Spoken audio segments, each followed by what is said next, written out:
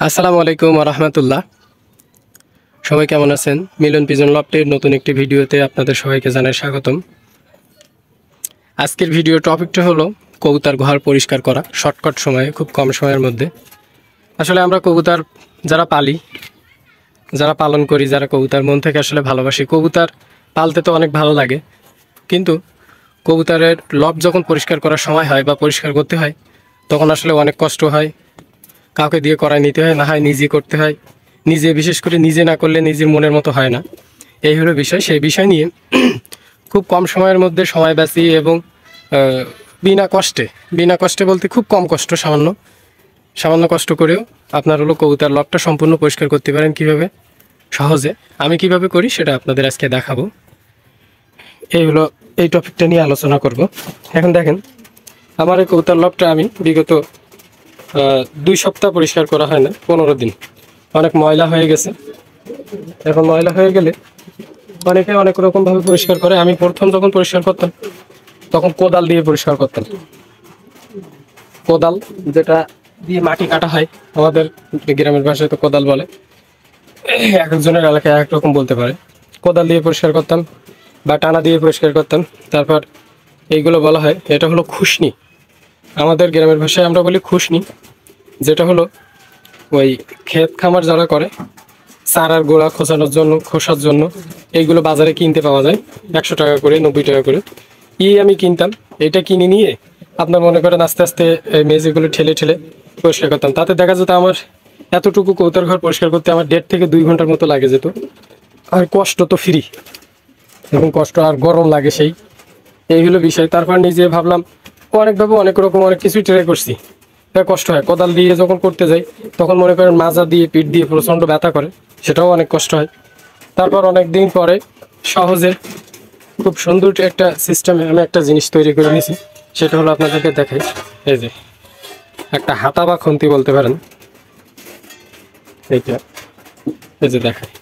এই মাথা থেকে এই পর্যন্ত লম্বা আমার। এটা হলো টোটাল 5 ফিট, 5.5 ফিটের মতো হবে। এর লাঠিটা হলো 5 ফিট, আর এইটা হলো আপনার এই হাতার সাইডটা, এই মাথার থেকে এই মাথা পর্যন্ত চওড়া হলো 10 ইঞ্চি, আর এই মাথার থেকে এটা চওড়া হলো 8 ইঞ্চি। এই হলো বিষয়। এটা দিয়ে আপনি খুব সহজে এইভাবে আপনি পরিষ্কার করতে পারবেন। এখন দেখেন আমি এটা করছি। এই যে উপরের মাথায় যেটা দেখতেছেন, এটা কিন্তু ফ্ল্যাট না, একটু বাঁকা মতো, হালকা খুন্তি তো সোজা থাকে, একটু চামচ টাইপের। এই সাইডটা দেখলে বুঝতে পারবেন। ভিতরটা একটু খবর মতো করা, আর পিছনটা হলো করা, মানে মধ্যিখানটা হালকা করে দেখানো। এটা অটোমেটিকলি ওরা যখন বাড়ি দিয়েছে, সেটা ওই দিয়ে হাতুড়ি দিয়ে যখন ওই পিটাই দিয়েছে, তখন এটা অটোমেটিক হয়ে গেছে এইভাবে।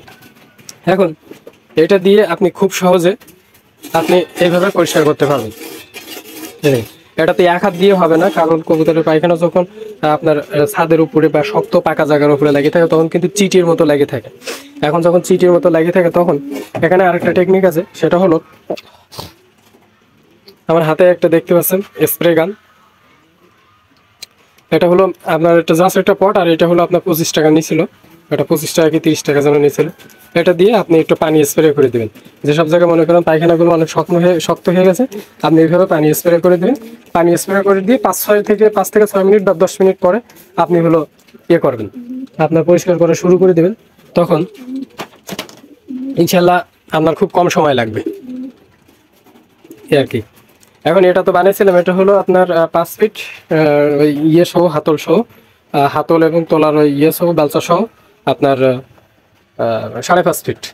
আর এইটা যখন করা হয়, তখন আমি প্রথম যখন যার কাছ থেকে তৈরি করে নিয়েছিলাম, সে হলো আমার 6 ফিটের মতন বড় করে দিয়েছিল। 6 ফিট যখন বড় করে দিয়েছে, তখন দেখলাম আসলে নাড়াচাড়া করা বা একটা ভেজাল মতো মনে হচ্ছে, অনেক লম্বা হয়ে যাচ্ছে। তখন একটু এক্সট্রা বেশি ছিল বিদায় ভাবলাম যে টপের মধ্যে তো অনেক সময় ময়লা থাকে, কবুতরের এগুলো থাকে, তখন কীভাবে পরিষ্কার করা যায়। এখন টপ থেকে আমি যখন এটা টপ তৈরি করে নিয়েছি, এটা দিয়ে সহজ সিস্টেমে বাইর করে এটা দিয়ে পরিষ্কার করা যাবে। এখন আমি এটা দিয়ে করবো না, ওটা আমার বড়োর জন্য আপনার হলো ঝামেলা হয়ে যাবে। এই জন্য আমি আরেকটা করে নিয়েছিলাম। এটা হলো মা, আর এটা হলো বেবি। এই মনে করেন এটা ছোট্ট। এটা হলো আপনার টোটাল পাইপটা লম্বা আছে 1 ফিট, আর এই সামনের যেটা দেখছেন একটা হলো 5 ইঞ্চি, হলো আপনার 6 ইঞ্চি।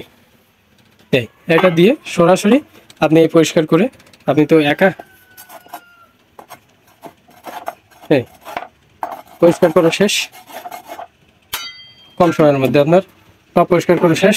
এটা চাইলে আমি এটা করছি এই কারণে, এই সিস্টেমটা করছি এই কারণে, এই যে এখানে মনে করেন কাঁচা কাঠের উপরে এখানে মনে করেন পায়খানা এখনো ভিজে ভিজে আছে, আমি এটা কিন্তু আমি এখন দেখানোর সাথে আপনাদের সামনে এইভাবে দিলাম, কিন্তু আসলে কিন্তু এটা এইভাবে দিব না, আমি এটা রোদই দেবো।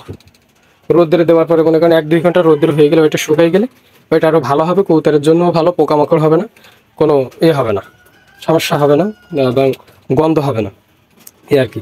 অবশ্য পরিষ্কার করে আপনাদেরকে দেখাইতেছি, অবশ্যই কম সময়ের মধ্যে আমি আপনাদেরকে পরিষ্কার। আমার এই টোটাল এই যে স্পেস দেখতেছেন, আমার এটা চওড়া লম্বা আছে হলো 10 ফিট, আর চওড়া আছে হলো আপনার হলো 8 ফিট।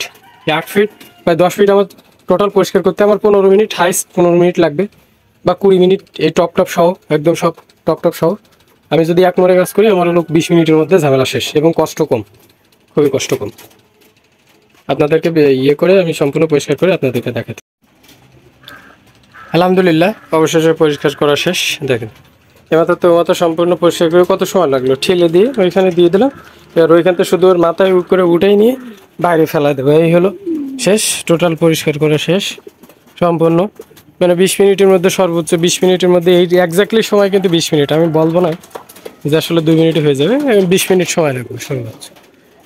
যাই হোক, আজকের ভিডিও এই পর্যন্ত। ভালো থাকবেন, সুস্থ থাকবেন, আর আমার চ্যানেলে যারা নতুন আছেন অবশ্যই আমার চ্যানেলটি সাবস্ক্রাইব করবেন, পাশে থাকা বেল বাটনটি বাজিয়ে রাখবেন পরবর্তী ভিডিওর আপডেট পেতে।